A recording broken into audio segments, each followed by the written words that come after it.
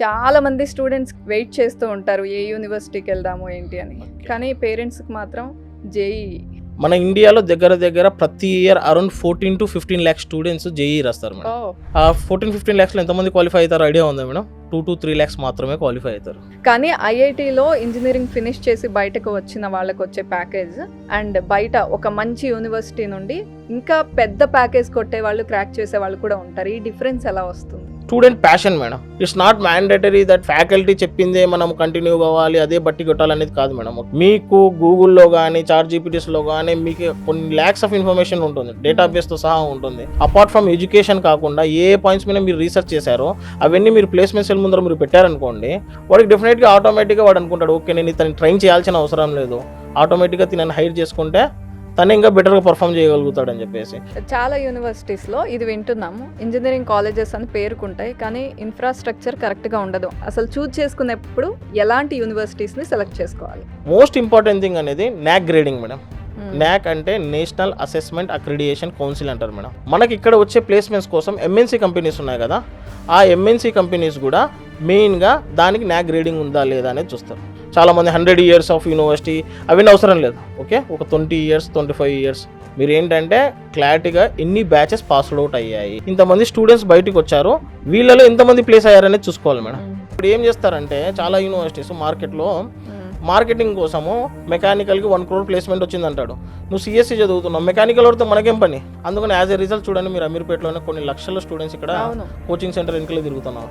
ఎందుకంటే they don't have any idea. వాళ్ళు first ఫేజ్లోనే ఈ ఇంజనీరింగ్ సెలెక్ట్ చేసుకునేటప్పుడు వాళ్ళు రాంగ్ స్టెప్ వేశారు. ప్రతి స్టూడెంట్కి నేను ఒకటే సజెషన్ ఇస్తాను, ఎవరి సజెషన్స్ మీరు ఫాలో అవ్వద్దండి. Be yourself while making this decision అనమాట. Engineers are not made in classrooms madam. 4 walls of a classroom doesn't make you a engineer.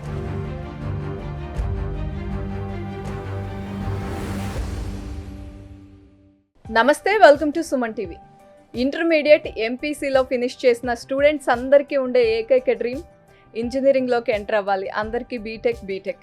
కానీ ఎలాంటి యూనివర్సిటీ సెలెక్ట్ చేసుకోవాలి?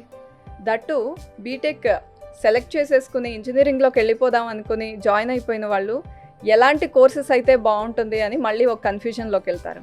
అలా కాకుండా ఏ కోర్సెస్ తీసుకుంటే మంచి ప్యాకేజెస్ ఉంటాయి, ఎలాంటి యూనివర్సిటీస్ని చూజ్ చేసుకోవాలి తెలియచేయడానికి మనతో పాటు Uttaranchal university admissions south head Imtiaz గారు మనతో పాటు ఉన్నారు. నమస్తే అండి. నమస్తే. చాలా మంచి టైంలో స్టూడియోకి వచ్చారు మీరు. Thank you. చాలా మంది స్టూడెంట్స్కి ఈ డౌట్ ఉంటుంది, ఎంపీసీలో ఫినిష్ చేసి ఇంటర్మీడియట్లో వెయిట్ చేస్తూ ఉంటారు ఏ యూనివర్సిటీకి వెళ్దాము ఏంటి అని. కానీ పేరెంట్స్కి మాత్రం జేఈ ఐఐటీస్లోకి ఎంటర్ అవ్వాలని జేఈ రాయిస్తూ ఉంటారు. సో తర్వాత మళ్ళీ IIITs NITs ఉంటాయి, కానీ ఎన్నో యూనివర్సిటీస్ ఉన్నాయి అవి. యాక్చువల్లీ మేడం ఇది అందరికి కన్ఫ్యూజన్ మేడం. ఈవెన్ ఇంటర్మీడియట్ చదువుతున్న స్టూడెంట్కి కూడా ఐ మీన్ లైక్ ఐఐటీలో క్రాక్ చేయాలా, ఎన్ఐటీలో క్రాక్ చేయాలా, అసలు ఈ ఫేసెస్ ఎట్లా ఉంటాయంటే ఫస్ట్ ఫేజ్ నుంచి వద్దాం మేడం. యాక్చువల్లీ దీంట్లో 2 divisions చేసుకుందాం మేడం. ఓకే, ఒకటి సెంట్రల్, ఒకటి స్టేట్. సెంట్రల్ అంటే జేఈ అనుకోండి. ఓకే, జాయింట్ ఎంట్రన్స్ ఎగ్జామ్ వచ్చింది, అది సెంట్రల్. ఓకే, దాంట్లో మళ్ళీ 2 phases ఉంటాయి మేడం. నేను ఓన్లీ ఇప్పుడు సెంట్రల్ చెప్తున్నాను, తర్వాత ఎంసెట్కి వస్తాను. ఓకే, మన ఇండియాలో దగ్గర ప్రతి year around 14 to 15 lakhs students JEE రాస్తారు మేడం. అంటే 14 to 15 lakhs దాని మీనింగ్ ఏంది? They want to become engineers, they want to go for IIT, they want to go for NIT, మంచి బెస్ట్ ఇన్స్టిట్యూట్స్కి వెళ్ళాలని చెప్పేసి 15 lakhs వరకు, 14 to 15 lakhs వరకు రాస్తారు మేడం. డూ యూ నో ఎంతమంది క్వాలిఫై అవుతారో తెలుసా మేడం? జేఈ దీంట్లో 2 phases ఉంటాయి మేడం. ఓకే, మెయిన్స్లోనే 2 times రాసే, ప్రతి ఇయర్ 2 times రాయొచ్చు అనమాట. Any one of the exam తీసుకుంటారు, దాంట్లో క్వాలిఫై అయితే వాళ్ళు అడ్వాన్స్కి వెళ్ళొచ్చు. ఓకే, 14-15 lakhsలో ఎంతమంది క్వాలిఫై అవుతారో ఐడియా ఉందా మేడం? అరౌండ్ 2 to 3 lakhs మాత్రమే క్వాలిఫై అవుతారు. ఓకే, అంటే దగ్గర మార్కెట్లో ఇంకొక 12 lakhs మెంబర్స్ స్టూడెంట్స్ అనేవాళ్ళు ఐ మీన్ లైక్ నెక్స్ట్ వేరే ఆప్షన్స్ కోసం చూసుకోవాలి అని మీనింగ్ అనమాట. ఓకే, ఈ జేఈలో కూడా మేడం phase 1లో, ఓకే, phase 1లో క్వాలిఫై అయ్యాక మళ్ళీ వాళ్ళు అడ్వాన్స్కి వెళ్తారు మేడం. ఓకే, అడ్వాన్స్కి వెళ్ళినాక అడ్వాన్స్లో వాళ్ళు బెటర్గా పర్ఫామ్ చేశారనుకోండి, ఐఐటీస్లో సీట్ అవుతాయి. ఓకే మేడం, లేకపోతే పర్ఫామ్ చేయలేదు, జేఈ మెయిన్స్లో కూడా మంచి మార్క్స్ వచ్చాయి అనుకోండి, they can directly qualify for NITs కానీ, తర్వాత IIITs కానీ, GFITs కానీ, దానికి ఇన్ కేస్ ఐఐటి డ్రీమ్ ఉంటే మాత్రం నెక్స్ట్ మళ్ళీ అడ్వాన్స్డ్ రాయాల్సిందే. ఎస్ మేడం, మళ్ళీ నెక్స్ట్ ఇయర్ ఒకవేళ ఐఐటి క్రాక్ చేయకుంటే మళ్ళీ నెక్స్ట్ ఇయర్ వాళ్ళు పోస్ట్ పోన్ చేసుకుని మళ్ళీ నెక్స్ట్ ఇయర్ జేఈ అడ్వాన్స్ రాసి మళ్ళీ క్లియర్ చేసుకోవడమే మేడం. అరౌండ్ 220, 230 అట్లాంటి మార్క్స్ వస్తే మాత్రం మంచి ఐఐటీస్లో సీట్స్ వస్తాయి మేడం. అంటే మంచి IITs in the sense IIT Bombay కానీ, IIT Guwahati, IIT Hyderabad, IIT Kharagpur, okay. So ఇట్లాంటి ఐఐటి ఢిల్లీ, ఓకే, ఇటువంటి యూనివర్సిటీస్లో మళ్ళీ ఐఐటీస్ లో కూడా ఒక ర్యాంకింగ్ ఉంటుంది, ఫస్ట్ ఏది, సెకండ్ ఏది, థర్డ్ ఏది అని. ఓకే, ర్యాంకింగ్ ఉంటుంది కానీ but all of them are equal madam. అన్ని గవర్నమెంట్ ఫండెడ్ యూనివర్సిటీసే కాబట్టి, గవర్నమెంట్ మెయింటైన్ యూనివర్సిటీసే కాబట్టి అన్నిట్లో మంచి క్వాలిటీ ఆఫ్ ఎడ్యుకేషన్ అనేది ఉంటుంది madam.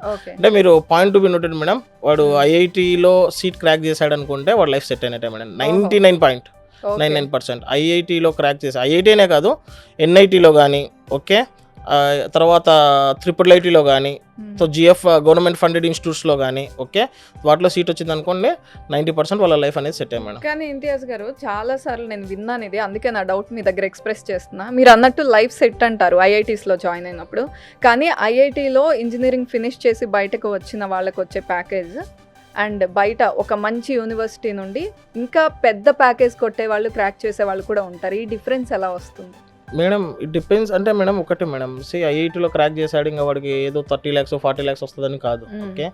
C that is the phase, engineering phase అనేది అక్కడ నుంచి స్టార్ట్ అవుతుంది మేడం, ఓకే. యాక్చువల్లీ చాలా మంది అంటే మేము 10th class నుంచి ఇంటర్ వరకు మేము విన్నా ఏంటంటే ఇక్కడ వరకు కష్టపడితే చాలు ఇంజనీరింగ్లో మీరు ఈజీగా మూవ్ అవ్వచ్చు అని చెప్పేసి. కానీ నాకున్న ఎక్స్పీరియన్స్ ఏంటంటే మేడం, ఇంజనీరింగ్ అనేదే కెరియర్ స్టార్ట్ అవుతుంది మేడం. ఆ 4 years కినా మనం ఏ డైవర్షన్స్ లేకుండా స్టార్ట్ చేసామనుకోండి, నెక్స్ట్ 40 years 50 years హ్యాపీగా ఉంటాం మేడం, మంచి శాలరీ తీసుకొని. ఆ 4 years కినా మనము ఏదో లెక్క నార్మల్గా తీసుకున్నాం అనుకోండి, మిగతా లైఫ్ మొత్తం కష్టపడాల్సి వస్తుంది. That is the thing madam. So మీరు అడిగిన పాయింట్ ఏంటంటే జాబ్ పరంగా ఏది ఇవి డౌట్ ఏంటంటే అండి, ఐఐటీస్ వచ్చిన కోర్స్ ఒకలాగా సెలెక్ట్ చేసుకుంటారు. ఇప్పుడు ఏదైతే ట్రెండింగ్ అంటే ఎక్కువగా డిమాండ్ ఉన్న కోర్స్ ఏదైతే సెలెక్ట్ చేసుకుంటారో ప్రైవేట్ యూనివర్సిటీస్ కానీ, డీమ్డ్ కానీ, అలాంటి వాళ్ళు పెద్ద పెద్ద ప్యాకేజెస్ తో కూడా ప్లేస్ అవుతున్నది చూసాం. ఏంటా డిఫరెన్స్? అంటే కోర్స్ సెలెక్షన్ లో బెస్ట్ గా చూస్ చేసుకోవాలి. డెఫినెట్లీ ఒకటి quality of education madam, okay. Quality of education definitely high standards అనేది ఐఐటీస్ మెయింటైన్ చేస్తాయి. కానీ apart from that student passion madam, okay. Even తను ఐఐటీ సెలెక్ట్ చదువుకోకపోయినా కానీ, ఏ ప్రైవేట్ యూనివర్సిటీస్లో, ఏ డీమ్డ్ యూనివర్సిటీస్లో తను చదువుతున్నా కానీ, తను రీసెర్చ్లో ఎక్కువ ఇన్వాల్వ్ అయ్యాడు అనుకోండి, ఓకే. ఇంక్యుబేషన్ సెంటర్స్లో తను ఎక్కువ ఇన్వాల్వ్ అయ్యాడు అనుకోండి, okay. It's not mandatory that like faculty చెప్పిందే మనం కంటిన్యూ కావాలి, అదే బట్టి కొట్టాలనేది కాదు మేడం, ఓకే. మీకు గూగుల్లో కానీ, చాట్ జీపీటీస్లో కానీ మీకు కొన్ని ల్యాక్స్ ఆఫ్ ఇన్ఫర్మేషన్ ఉంటుంది, డేటాబేస్తో సహా ఉంటుంది. మీరు దాన్ని రీసెర్చ్ చేస్తూ మీరు ఆటోమేటిక్గా 4th year ప్లేస్మెంట్స్ టైంకి వచ్చినప్పుడు మీరు ఈ రీసెర్చ్ ఈ 4 yearsలో అపార్ట్ ఫ్రమ్ ఎడ్యుకేషన్ కాకుండా ఏ పాయింట్స్ మీద మీరు రీసెర్చ్ చేశారో అవన్నీ మీరు ప్లేస్మెంట్స్ ముందర మీరు పెట్టారనుకోండి, ఆటోమేటిక్గా okay the student has tough, okay, వీడికి other than education he has the stuff, దగ్గర డేటాతో సహా అంతా A to Z ఉంది, ఓకే. వాడికి డెఫినెట్గా ఆటోమేటిక్గా వాడు అనుకుంటాడు, ఓకే నేను ఇతను ట్రైన్ చేయాల్సిన అవసరం లేదు, ఆటోమేటిక్గా తినని హైర్ చేసుకుంటే తను ఇంకా బెటర్గా పర్ఫామ్ చేయగలుగుతాడు అని చెప్పేసి. సో ఆ బేసిస్ మీద స్టూడెంట్స్ డిఫరెంట్ ఎడ్యుకేషన్ ఇన్స్టిట్యూట్స్లో, అది ప్రైవేట్ ఇన్స్టిట్యూట్స్ కానీ లేకపోతే ఐఐటీస్ కానీ, వాడికున్న లైక్ ప్యాషన్తో, వాడికున్న ఇంట్రెస్ట్తో, వాడు చేసే రీసెర్చ్తో, ఓకే, సో వాడు చేసిన ఇండస్ట్రియల్ కొలాబరేషన్స్తో, లేకపోతే వాడు చేసిన ఇంటర్న్షిప్స్ ఉంటాయి, ఇంటర్న్షిప్స్తో అంటే కొన్ని కంపెనీస్తో టై అప్ ఇంటర్న్షిప్ చేయడం, ఇవన్నీ ఫ్యాక్టర్స్ మేడం. 4th yearలో ప్లేస్మెంట్కి ఇవన్నీ ఫ్యాక్టర్స్. సో ఐఐటీలో ఉంటేనే అంత ప్యాకేజ్ వస్తుంది, ఏదో ప్రైవేట్ డీమ్డ్ యూనివర్సిటీలో ఉంటే కొంచెం తక్కువ వస్తుంది అనేది పాయింట్ కాదు మేడం.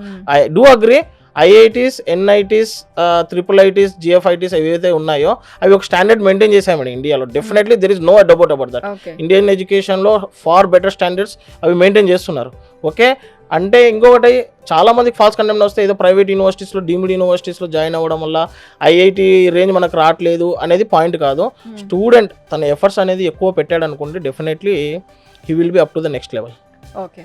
ఇది కాకుండా అండి మీరు అన్నట్టే పర్సంటేజ్ ఆఫ్ స్టూడెంట్స్ చూసుకుంటే ఐఐటీస్, IIITs లేకపోతే NITsకి వెళ్ళే వాళ్ళు తక్కువ, అంటే సీట్స్ ఉన్నదే తక్కువ. మిగతా వాళ్ళంతా ఆబ్వియస్లీ ప్రైవేట్ యూనివర్సిటీస్ని లేకపోతే వాళ్ళ పరిధిలో ఉన్న స్టూడెంట్స్ వాళ్ళ పరిధిలో ఉన్న యూనివర్సిటీస్ని సెలెక్ట్ చేసుకోవాలి. మరి అలాంటప్పుడు యూనివర్సిటీ సెలెక్షన్ అప్పుడు ఒక కన్ఫ్యూజన్ ఉంటుంది. మీకు ఇన్ని ఇయర్స్ ఆఫ్ ఎక్స్పీరియన్స్ ఉంది, అసలు చూజ్ చేసుకునేప్పుడు ఎలాంటి యూనివర్సిటీస్ని సెలెక్ట్ చేసుకోవాలి? ఎలాంటి యూనివర్సిటీస్? సో అసలు యాక్చువల్లీ మేడం మనం దగ్గర 14-15 lakhs మెంబర్స్ రాస్తున్నారు ప్రతి ఇయర్ జేఈ. ఓకే, దాంట్లో 2-3 lakhs మెంబర్స్ క్వాలిఫై అవుతున్నారు. ఓవరాల్గా ఈ కాంపిటీషన్ మొత్తం 90% కాంపిటీషన్ దేనికి తెలుసా మేడం? ఏ ఎగ్జామ్? సిఎస్సి సీట్ కోసం మేడం. ఓకే, ఇండియాలో ఐఐటీస్ వచ్చేసి దగ్గర ఒక 23 ఉన్నాయి మేడం. ఓకే, IIITs వచ్చేసి దగ్గర ఒక 26 ఉన్నాయి. తర్వాత ఎన్ఐటీస్ వచ్చేసి 31-32 ఉన్నాయి. ఓకే, జిఎఫ్ఐటీస్ కూడా ఒక 30-32 ఉన్నాయి మేడం. ఓకే, ఇవన్నీ కలిపితే మొత్తం సీట్స్ ఎన్ని ఉన్నాయో తెలుసా మేడం సిఎస్సిలో? Not more than 8,000 to 10,000. Okay, అంటే ఈ 15 లక్షల మంది కష్టపడేది వాళ్ళ గోల్ మెయిన్గా ఈ 10,000 సీట్స్ కోసమే మేడం. ఓకే, ఫైన్, మీరు చెప్పినట్టు ఈ 10,000 సీట్స్ రాలేదు, దీంట్లో మన నేమ్ లేదు. ఓకే, సో దెన్ వాడు ఆటోమేటిక్గా ఒక ప్రైవేట్ యూనివర్సిటీ సెలెక్ట్ చేసుకోవాలా, లేకపోతే ఒక డీమ్డ్ యూనివర్సిటీ సెలెక్ట్ చేసుకోవాలా, లేకపోతే ఫర్దర్గా అబ్రాడ్కి వెళ్ళాలా అనేది వాడి ప్లాన్ ఉంటుంది మేడం. ఇంకొంతమంది ఏంటంటే ఐ మీన్ లైక్ ఎంసెట్ రాసి ఏదైనా టాప్ జేఎన్టీయూ హైదరాబాద్ కానీ ఇటువంటి యూనివర్సిటీస్ కోసం ట్రై చేస్తారు. Okay, that is very normal thing. ఇప్పుడు ఒక ప్రైవేట్ యూనివర్సిటీ కానీ ఒక డీమ్డ్ యూనివర్సిటీ కానీ సెలెక్ట్ చేసుకునేటప్పుడు ఫస్ట్ థింగ్ ఏంటంటే ఎన్ని ఇయర్స్ ఓల్డ్ యూనివర్సిటీ అనేది చూసుకోవాలి మేడం. మన ఇన్స్టిట్యూట్ ఏ ఇన్స్టిట్యూట్ అయితే తీసుకున్నామో ఆ ఇన్స్టిట్యూట్ ఎన్ని ఇయర్స్ ఓల్డ్ యూనివర్సిటీ, అంటే అది మినిమం ఒక 20 years ఓల్డ్ యూనివర్సిటీ ఉండేటట్టు చూసుకోండి. చాలామంది 100 years ఆఫ్ యూనివర్సిటీ అవన్నీ అవసరం లేదు. ఓకే, ఒక 20 years 25 years. ఓకే, ఆ 100 years ఆ 200 years అవన్నీ అవసరం లేదు మేడం. ఫస్ట్ థింగ్ అనేది ఇది ఎన్ని years old university in the sense మీరు ఏంటంటే క్లారిటీగా ఎన్ని బ్యాచెస్ పాస్డ్ అవుట్ అయ్యాయి. ఓకే, ఒక 10 to 15 బ్యాచెస్ అన్న బయట ఉండాలి. Exactly, at least 10 to 15 batches passed out వచ్చాయంటే దాని మీనింగ్ ఏంది? ఇంతమంది స్టూడెంట్స్ బయటకు వచ్చారు, వీళ్ళలో ఎంతమంది ప్లేస్ అయ్యారనేది చూసుకోవాలి మేడం. ఓకే, ఇప్పుడు ఫర్ ఎగ్జాంపుల్ ఒక 10 బ్యాచెస్ బయటకు వచ్చాయి, ఈచ్ బ్యాచ్కి ఒక 300-400 స్టూడెంట్స్ వేసుకోండి, అంటే ఒక 5,000 స్టూడెంట్స్ ఆ ఇన్స్టిట్యూట్ నుంచి బయటకు వచ్చారు. ఆ 5,000 స్టూడెంట్స్ కమ్సే కమ్ ఒక 2,000-3,000 స్టూడెంట్స్ ఏం చేస్తున్నారో తెలిసిందనుకోండి, ఆటోమేటిక్గా అది వర్తబుల్ ఇన్స్టిట్యూట్. ఫర్ ఎగ్జాంపుల్ ఒక 5,000 మెంబర్స్ యూనివర్సిటీ నుంచి పాస్అవుట్ అవుతాయి బయట ఉన్నారు. ఆ 5,000 మెంబర్లో ఒక 2,000-3,000 మెంబర్స్ మంచి ఎంఎన్సీ కంపెనీస్లో మంచి పొజిషన్స్లో ఉన్నారనుకుంటే so that is a best university. Okay, అది ఎట్లా తెలుస్తుంది అంటే మెయిన్గా యూనివర్సిటీ సైట్కి వెళ్ళి మనం కొంచెం ఓపిక చేసుకొని యూనివర్సిటీ సైట్లోకి వెళ్ళి ఓకే ఆ డేటాబేస్ ప్రొవైడ్ చేయాలి, లేకపోతే వాళ్ళ కాల్ సెంటర్ ఇచ్చామనుకోండి, వాళ్ళకి కాల్ చేస్తే వాళ్ళ డేటాబేస్ కూడా ఇస్తారు ఎవరెవరు ఎక్కడ ప్లేస్ అయ్యారని చెప్పేసి. సో ఇదని పక్కన పెడితే ఫస్ట్ థింగ్ అనేది అది మేడం, ఎన్ని ఇయర్స్ ఓల్డ్ యూనివర్సిటీ అనేది చూసుకోవాలి మేడం. తర్వాత మోస్ట్ ఇంపార్టెంట్ థింగ్ అనేది NAAC గ్రేడింగ్ మేడం. NAAC అంటే నేషనల్ అసెస్మెంట్ అక్రిడియేషన్ కౌన్సిల్ అంటారు మేడం. ఓకే, ఈ గ్రేడింగ్ అనేది చాలా చాలా చాలా ఇంపార్టెంట్. ఎందుకు ఇంపార్టెంట్ అంటున్నానంటే ఈ గ్రేడింగ్ అనేది చాలా ఫ్యాక్టర్స్ని డిసైడ్ చేస్తుంది మేడం. అంటే రేపు ఫర్దర్గా వీడు ఎంఎస్ వెళ్ళాలనుకున్నాడు అనుకోండి, అక్కడున్న యూనివర్సిటీస్ కూడా తిని చదివిన యూనివర్సిటీ NAAC గ్రేడింగ్ ఉన్న యూనివర్సిటీయా లేదా అనేది చూస్తారు. ఓకే, తర్వాత వచ్చేసి ఇంకొకటి మనకి ఇక్కడ వచ్చే ప్లేస్మెంట్స్ కోసం ఎంఎన్సీ కంపెనీస్ ఉన్నాయి కదా, ఆ ఎంఎన్సీ కంపెనీస్ కూడా మెయిన్గా దానికి NAAC గ్రేడింగ్ ఉందా లేదా అనేది చూస్తారు. దీనిలో కూడా గ్రేడింగ్లో మళ్ళీ గ్రేడ్స్ ఉన్నాయి మేడం, A+, అని చెప్పేసి. ఈ 3 గ్రేడింగ్స్లో ఏ గ్రేడింగ్ ఉన్న యూనివర్సిటీస్ తీసుకున్నా కానీ క్వైట్ గుడ్. అసలు గ్రేడింగే లేని యూనివర్సిటీ తీసుకున్నారనుకోండి ఇంకా అది మీ ఓన్ డిసిషన్ పైన. ఎందుకంటే మార్కెట్లో దగ్గర 400 to 430 to 500 private deemed universities ఉన్నాయి మేడం. ఓకే, ఇంకా మీరు అర్థం చేసుకోండి స్టూడెంట్కి ఎంత కన్ఫ్యూజన్ ఉంటుంది, ఏ యూనివర్సిటీకి వెళ్ళాలి, ఏపీలో వెళ్ళాలా, తెలంగాణ వెళ్ళాలా, నార్త్కి వెళ్ళాలా, వాడికే అసలు వాడి మైండ్ అర్థం కాదు ఏ యూనివర్సిటీలో తీసుకుంటే అని చెప్పేసి. సో మెయిన్గా ఏంటంటే ఓన్లీ 5% యూనివర్సిటీస్ 8% యూనివర్సిటీస్ మాత్రమే NAAC గ్రేడింగ్ ఉన్నాయి మేడం. సో మీరు వాటిని ఫిల్టర్ చేసుకోండి. ఉన్న 400+ యూనివర్సిటీస్లో 5% మాత్రమే NAAC గ్రేడింగ్ కరెక్ట్గా ఉంది. A+, ఓన్లీ 5 to 8% ఉంటాయి madam, if I'm right. Okay, అంటే హార్డ్లీ ఒక 50 ఇన్స్టిట్యూట్స్ అనుకోండి. సో ఆ 50 ఇన్స్టిట్యూట్స్లో మీరు మళ్ళీ ఏం ఫిల్టర్ చేసుకోవాలి? మెయిన్గా ఫ్యాకల్టీ ఎవరెవరు ఉన్నారు అంటే ఆ ఫ్యాకల్టీని వాళ్ళు యూనివర్సిటీ సైట్లో మెన్షన్ చేస్తారు. ఓకే, వాళ్ళు ఏ యూనివర్సిటీలో చదివారు, వాళ్ళ ఎక్స్పీరియన్స్, ఫర్ ఎగ్జాంపుల్ డీటెయిల్స్ ఉంటాయి. మా ఫ్యాకల్టీ ఉన్నారు, మా డీనే ఉన్నాడు సిఎస్సికి, ఆయన వచ్చేసి జపాన్లో 5 years ఏమంటారు 3 years ప్రొఫెసర్గా చేశారు, 2 years సైంటిస్ట్గా చేశారు రీసెర్చ్ లెవెల్లో. ఓకే, సో ఇటువంటివి మెయిన్ ఉంటాయి అనమాట. ఇప్పుడు ఫర్ ఎగ్జాంపుల్ మీరు సిఎస్సిలో జాయిన్ అవుతున్నారు, సిఎస్సి రిలేటెడ్వి ఆ యూనివర్సిటీలో ఏమున్నాయని చూసుకోండి.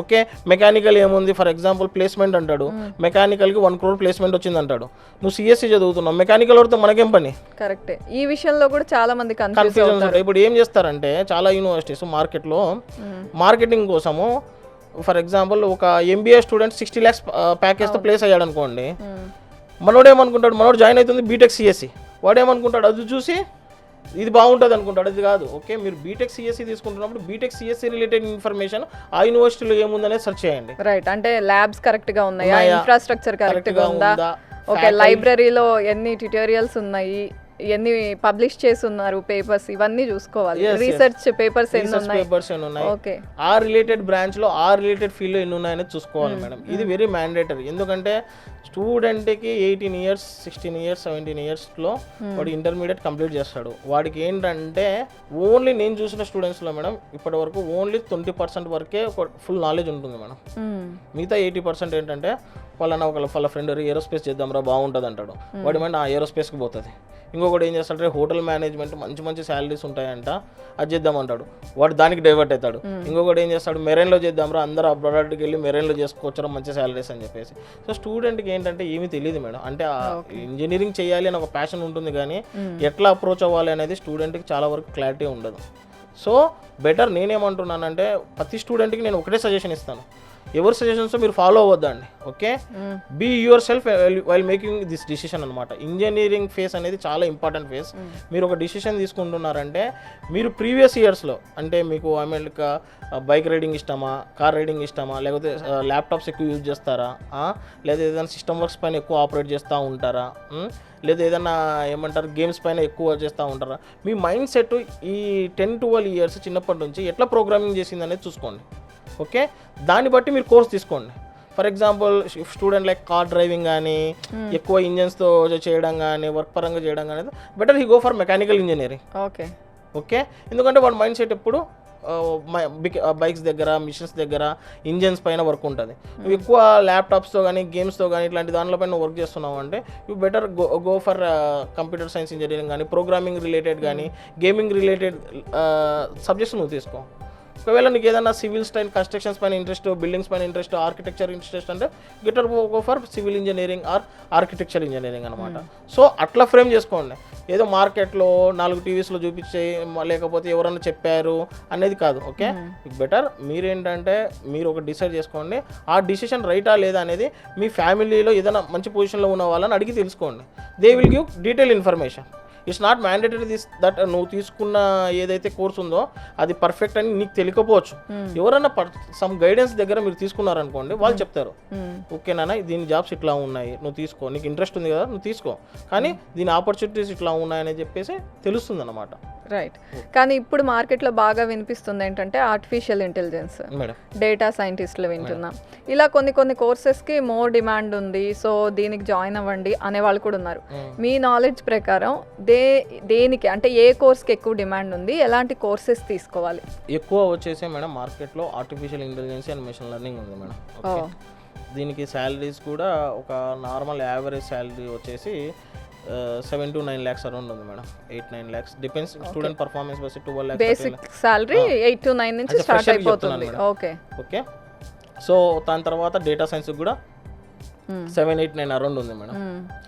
తర్వాత మనకు క్లౌడ్ కంప్యూటింగ్ సైబర్ సెక్యూరిటీకి 5 to 7 lakhs 8 lakhs అరౌండ్ ఉంది మేడం.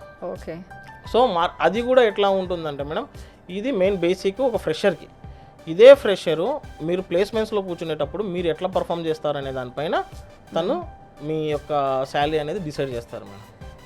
అది కూడా ఎట్లా అంటే మీ స్కిల్ అంటే ఇప్పుడు ఆర్టిఫిషియల్ ఇంటెలిజెన్సీలో మీ స్కిల్ ఎట్లా ఉంది, మీరు రీసెర్చ్ ఏమేమి చేశారు, ఓకే మీరు దానిపైన టైం ఎంత స్పెండ్ చేశారు, దానిపైన ఏ వర్క్ చేశారు, ఏ థీసిస్ రాశారు అనే దానిపైన వాడు డిసైడ్ చేసి దాని ఫ్యాక్టర్ అనేది ఉంటుంది మేడం. యాజ్ ఇఫ్ నా అయితే మార్కెట్లో ఎక్కువ హైయెస్ట్ పేడ్ శాలరీస్ అయితే ఎక్కువ ఆర్టిఫిషియల్ ఇంటెలిజెన్సీ పైన ఉంది, డేటా సైన్స్ పైన కూడా ఎక్కువ ఉంది మేడం. రైట్, చాలా యూనివర్సిటీస్లో ఇది వింటున్నాము, ఇంజనీరింగ్ కాలేజెస్ అని పేరుకుంటాయి కానీ ఇన్ఫ్రాస్ట్రక్చర్ కరెక్ట్గా ఉండదు. అంటే ల్యాబ్స్లో ఎలక్ట్రానిక్స్ ఇప్పుడు ఈ ECE ఇలా చదివే వాళ్ళకి టూల్స్ ఉండవు కరెక్ట్గా, ల్యాబ్స్ కరెక్ట్గా ఉండవు సిఎస్సి వాళ్ళకి. ఇట్లాంటి యూనివర్సిటీస్ అనలేం కానీ కాలేజెస్లో కొన్ని మిస్ అవుతూ ఉంటాయి. సో ఇవి ఎంత ఇంపార్టెంట్, ఇలాంటివన్నీ చెక్ చేసుకుని వెళ్ళాలా స్టూడెంట్, ఇలాంటి వాటి మీద మీ కామెంట్ ఏంటి? ఎస్ మేడం, ఒకటి ఉంది, engineers are not made in classrooms madam. 4 walls of a classroom doesn't make you a engineer. Engineering అనేది ఇట్స్ లైక్ ఇండస్ట్రియల్ కొలాబరేషన్స్ ఉండాలి, ఇంటర్న్షిప్స్ ఉండాలి, ల్యాబ్స్ అనేటివి ఉండాలి, ప్రాక్టికల్ ఎగ్జామ్స్ అనేటివి పర్ఫెక్ట్గా చెప్పాలి, ప్రాక్టికల్ ల్యాబ్ వర్క్స్ అనేటివి పక్కాగా జరగాలి. ఇట్లాంటివన్నీ జరిగినప్పుడు మాత్రమే ఇంజనీర్ అనేవాడు అవుతాడు మేడం. ఏదో 4 walls ఆఫ్ ఏ క్లాస్ రూమ్లో కూర్చోబెట్టి తను ఇంజనీర్ చేయమంటే మనం చేయలేము, ఎప్పటికీ చేయలేము. ఓకే. మేము అగ్రికల్చర్ ల్యాండ్కి తీసుకుపోయి నేను అగ్రికల్చర్ అంటే ఇట్లా ఉంటుంది, ఈ వర్క్ అంతా ఇట్లా ఉంటుందంటే 1 yearస్కో 2 yearsకో తను ఎట్లా చేయాలి, దాని సాయిల్ ఎట్లా చేయాలి, ఆ ప్రొసీజర్ మొత్తం మీద తెలుస్తుంది. అట్లనే సేమ్ యాజ్ బీటెక్ కూడా నేను క్లాస్ రూమ్లో కూర్చోబెట్టి నేను ఇంజనీర్ నేను చేయలేను. ఓకే, అది ఇన్స్టిట్యూట్స్ అనేది రికగ్నైజ్ చేయాలి. కొన్ని ఇన్స్టిట్యూట్స్ చేస్తున్నాయి, కొన్ని ఇన్స్టిట్యూట్స్ చేయట్లేదు. ఏదో 4 walls 4 yearsలో క్లాస్ రూమ్లో కూర్చోబెట్టి థియరిటికల్గా చెప్పేస్తున్నారు, ఏదో ఏమంటారు ప్రాక్టికల్ బుక్స్ రాపిస్తున్నారు. అందుకని యాజ్ ఎ రిజల్ట్ చూడండి, మీరు అమీర్పేటలోనే కొన్ని లక్షల స్టూడెంట్స్ ఇక్కడ కోచింగ్ సెంటర్ వెనుకలే తిరుగుతున్నారు. ఎందుకంటే they don't have any idea. వాళ్ళు ఫస్ట్ ఫేజ్లోనే ఈ ఇంజనీరింగ్ సెలెక్ట్ చేసుకునేటప్పుడు వాళ్ళు రాంగ్ స్టెప్ వేశారు. యాజ్ ఎ రిజల్ట్ 4 years తర్వాత ఇక్కడ కష్టపడుతూ ఉన్నారు. సో ఇంజనీరింగ్ అనేది madam like more ever practical knowledge అనేది చాలా ఉండాలి, ఇండస్ట్రియల్ ఎక్స్పోజర్ అనేది ఉండాలి, ఇంటర్న్షిప్ ప్రోగ్రామ్స్ అనేది ఉండాలి, రీసెర్చ్ పైన ఎక్కువ ఫోకస్ చేయాలి. ఓకే, పేటెంట్స్ రాయాలి. ఓకే, ఇవన్నీ ఎప్పుడు కుదురుతాయంటే మీరు ఒక మంచి యూనివర్సిటీతో కొలాబరేట్ అయ్యి దాంట్లో చదివినప్పుడు మాత్రమే ఇవి వర్కౌట్ అవుతాయి madam. Right. So definitely university select చేసుకునేటప్పుడు ఇన్ఫ్రాస్ట్రక్చర్ కానీ, ల్యాబ్స్ కానీ, ప్రాక్టికల్స్ కానీ, తర్వాత మీరు ఫ్యాకల్టీ కానీ, ఓకే ప్లేస్మెంట్స్ ఎలా ఉన్నాయి అనేవి కానీ ఇవన్నీ చూసుకోవాలి మేడం. రైట్. ఉత్తరాంచల్ యూనివర్సిటీకి వచ్చేసరికి మేడం ఇన్ఫ్రాస్ట్రక్చర్ విషయంలో ఏది స్పెషల్గా ఉంటుంది? యూనివర్సిటీ గురించి కొన్ని డీటెయిల్స్ చెప్పండి మేడం. ఉత్తరాంచల్ యూనివర్సిటీలో ఏది స్పెషల్ లేదని అడగలేదు మేడం. ఓకే. అన్నీ అంటే మేము 2002లో ఫస్ట్ టైం స్టార్ట్ చేసినప్పుడు లా యూనివర్సిటీగా స్టార్ట్ చేసాం, లా కాలేజ్గా స్టార్ట్ చేసాం. లేటర్ ఆన్ అది వచ్చేసి ఇంజనీరింగ్ కానీ, ఎంబీఏ కానీ ఇవన్నీ కోర్సెస్ డెవలప్ చేసుకుంటూ వచ్చాం. సో ఈ ప్రాసెస్లో ఏంటంటే మేము మెయిన్గా వచ్చేసి ఫస్ట్ మార్కెట్లో ఏం నెసెసిటీ ఉంది అనే దాన్ని బట్టి మేము కోర్స్ ఇంట్రడ్యూస్ చేస్తాం మేడం. ఇప్పుడు బ్యాచిలర్ ఆఫ్ హోమియోపతి కానీ, బ్యాచిలర్ ఆఫ్ ఆయుర్వేద కానీ, బీ ఫార్మా కానీ, డి ఫార్మా కానీ, బీబీఏ కానీ, ఎంబీఏ కానీ, బ్యాచిలర్ ఆఫ్ అగ్రికల్చర్ కానీ, బీఎస్సీ ఐటీ కానీ ఇవన్నీ కోర్సెస్ మేము ఏం చేస్తామంటే ఒకటే ఇయర్లో పెట్టలేదు మేడం. ఓకే, 2002 నుంచి డెవలప్ చేసుకుంటూ ఇట్లా పెట్టాం. ఎందుకు పెట్టామంటే మార్కెట్ నెసెసిటీ బట్టి అనమాట. సో మేమేంటంటే ప్రతి ఒక్కటి ఫర్ ఎగ్జాంపుల్ మేము బీటెక్ ఒక మెకానికల్ కోర్స్ మేము ఇంట్రడ్యూస్ చేసామనుకోండి ఫర్ ఎగ్జాంపుల్, ఆ మెకానిక్ కావాల్సిన ఇన్ఫ్రాస్ట్రక్చర్తో సహా ఎవ్రీథింగ్ అనేది యూనివర్సిటీలో అవైలబుల్ ఉండేటట్టు చూస్తాం మేడం. ఎందుకంటే ఫస్ట్ వాళ్ళు ఇక్కడ ఎక్స్పీరియన్స్ చేశాకనే తర్వాత ఇండస్ట్రియల్ విజిట్కి అనేది వెళ్తారు. మేము రీసెంట్ ఇయర్స్ బ్యాక్ మేము ఏరోస్పేస్ ఇంజనీరింగ్ యూనివర్సిటీలో ఇంట్రడ్యూస్ చేస్తాం మేడం. సో ఏరోస్పేస్ ఇంజనీరింగ్ చాలా కొన్ని యూనివర్సిటీస్ మెయింటైన్ చేస్తున్నాయి. But the thing is that they don't have ఏమన్నా లైక్ చార్టెడ్ ఫ్లైట్ అంటారు చూడండి, డెమో చూపించడానికి ఫ్లైట్స్ ఉంటాయి చూడండి, ఆ ఫ్లైట్స్ కూడా ఉండవు అనమాట. సో మా యూనివర్సిటీలో ఏంటి ఆ ఫ్లైట్స్తో సహా మేము A to Z ఎక్విప్మెంట్ మేము సెటప్ చేసాం. Even the worth is 10-12 crores ఉన్నా కానీ మేము ఆ రిలేటెడ్ ఫ్లైట్స్ కూడా ఏవైతే ఉన్నాయో డెమో పెట్టడానికి ఆ ఫ్లైట్స్ కూడా మేము యూనివర్సిటీలో ఇన్స్టాల్ చేసి పెట్టాం. బికాస్ వాళ్ళకు ప్రాక్టికల్ నాలెడ్జ్ అనేది ఈజీ అవుతుంది అని చెప్పేసి. సో మేము అనేది ప్రతి స్టూడెంట్ని ఇంజనీరింగ్ లెవెల్లో ప్రతి ఒక్కటి డీటెయిల్డ్ ఇన్ఫర్మేషన్ స్టూడెంట్కి అందించడానికి ప్రతి ఒక్క ఆస్పెక్ట్లో మేము అనేది స్టూడెంట్కి లైక్ అవైలబిలిటీలో పెడతాం మేడం. సో దట్ మేక్స్ అన్క్యూ అనమాట. అన్ని యూనివర్సిటీస్ కంటే కొంచెం కంపారిటివ్లీ మన యూనివర్సిటీని ఫోకస్ చేయడానికి ఏంటంటే మెయిన్ అసెట్ ఏంటంటే ఇదే madam. Right. Aerospace engineering introduce చేసినప్పుడు అండి మీకు అనిపించలేదా ఇది మోర్ ఎక్స్పెన్సివ్, మళ్ళీ అంతా ఇన్ఫ్రాస్ట్రక్చర్ ప్రొవైడ్ చేయాలి అని? చాలామంది అది సపరేట్గా ఒక ఇంజనీరింగ్ కాలేజ్ సపరేట్గా ఉండడం చూసాం చాలా ఇన్స్టిట్యూట్స్, కానీ ఇంత పెద్ద యూనివర్సిటీలో అది సపరేట్గా మళ్ళీ ఇంట్రడ్యూస్ చేసి అంత ఖర్చు పెట్టడం అనేది ఆ ప్లానింగ్ ఎలా వచ్చింది? యాక్చువల్లీ ఇది ఒక 10 years నుంచి బజ్ నడుస్తుంది మేడం, ఏరోస్పేస్ ఏరోనాటికల్ అని చెప్పేసి. ఓకే, టు ఎక్స్ట్రీమ్ లెవెల్ అది చాలా యూనివర్సిటీస్ సక్సెస్ఫుల్గా డెలివర్ చేయలేకపోయారు. అవును. ఓకే, బికాస్ దాని ఎక్విప్మెంట్ కానీ దాని కాస్ట్ ఆఫ్ మెయింటెనెన్స్ కానీ చాలా ఎక్కువ అనమాట. సో ఇది మేము లైక్ టేబుల్ పైన ఆన్ పేపర్ మేము తీసుకొచ్చేటప్పుడు మాకు అర్థమైంది డెఫినెట్లీ చార్టెడ్ ఫ్లైట్స్ ఇవి తీసుకురావాలి, ఈ ఎక్విప్మెంట్ అనేది అరౌండ్ 20 అంతా మొత్తం కలిపి 20 crores సెటప్ అవుతుంది అని చెప్పేసి.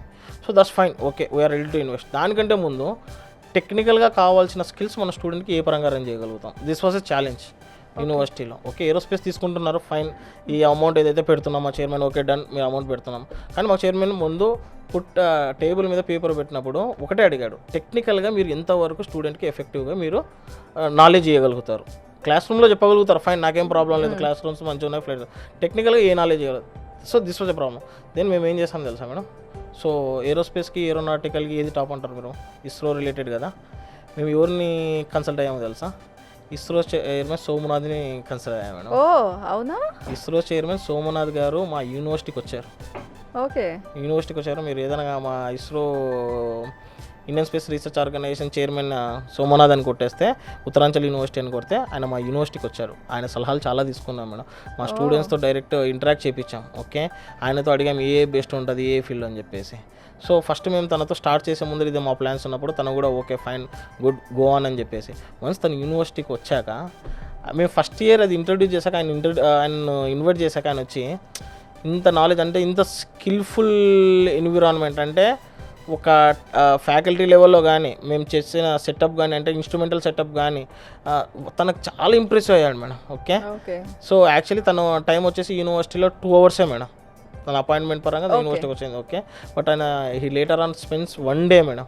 అక్కడ ఉన్న మన ఏరోస్పేస్ రిలేటెడ్ స్టూడెంట్స్తో 1 day తను స్పెండ్ చేశాడు. ఎట్లా ఉంటుందని. So that shows hour dedication madam. అంటే జస్ట్ నాట్ అడ్మిషన్స్ తీసుకోవాలి, జాయిన్ చేయాలి అట్లా కాదు మేడం. ఓకే, మేము ఒక కోర్సు స్టూడెంట్ యూనివర్సిటీలో జాయిన్ చేస్తున్నాడు అంటే దానికి మేము వేరే యూనివర్సిటీస్ కంటే ఈ యూనివర్సిటీలో ఎంత బెటర్గా ఇవ్వగలుగుతాం అనేది మా task madam.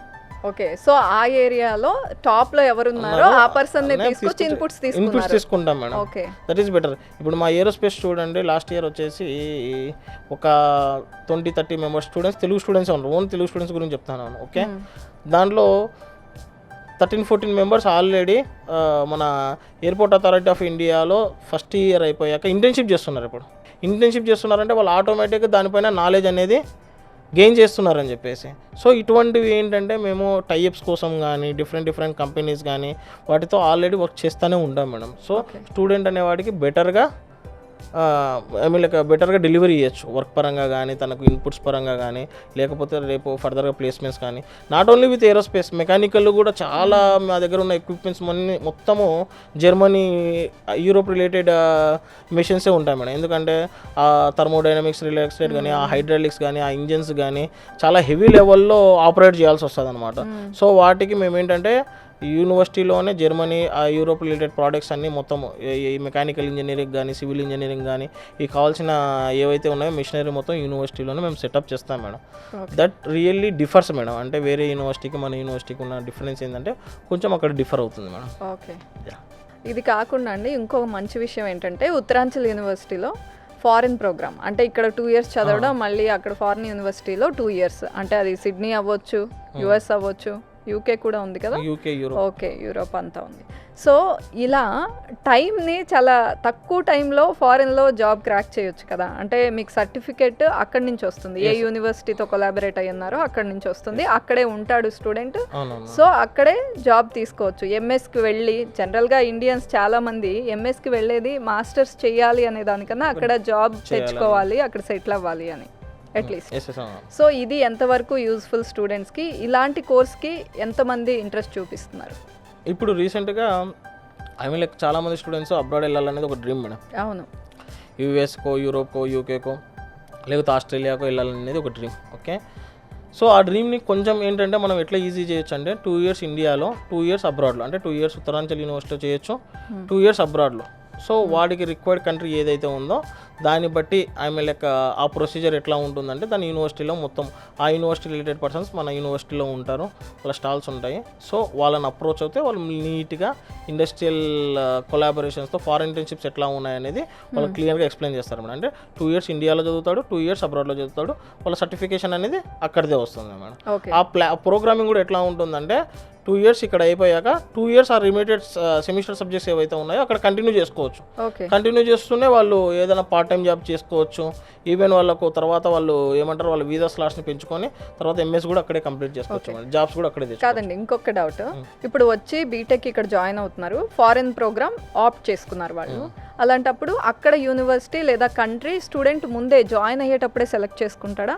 No madam, actually 2 years తను యూనివర్సిటీలో ఉండి యాక్చువల్లీ తన సీనియర్స్ని అడుగో లేకపోతే ఫ్యాకల్టీని అడుగో వాళ్ళ ఇంట్లో వాళ్ళని లేకపోతే ఎవరైతే బాగా చదువుకున్న వాళ్ళని అడిగి వాడు సెలెక్ట్ చేసుకుంటాడు అనమాట. పలానా కంట్రీలో పలానా యూనివర్సిటీ బాగుంది, పలానా మన ఇతరాంచల్ యూనివర్సిటీస్ ఎంవై ఉంటుంది ఆ యూనివర్సిటీ, దాన్ని బట్టి రిమైనింగ్ ప్రొసీజర్ అనేది మనం ఫైనల్ చేస్తాం మేడం ఇక్కడ నుంచి. ఓకే, జాయిన్ అయిపోయిన తర్వాత తను లీజర్ గానే సెలెక్ట్ చేసుకోవచ్చు. ఫస్ట్ స్టార్టింగ్ లోనే సెలెక్ట్ చేసుకోవాలనేది కాదు మేడం. ఇంకా ఫస్ట్ ఇక్కడ 2 years మంచిగా పర్ఫామ్ చేస్తే అక్కడికి వెళ్ళడానికి తనకి ఈజీగా ఉంటుంది. అది మేడం.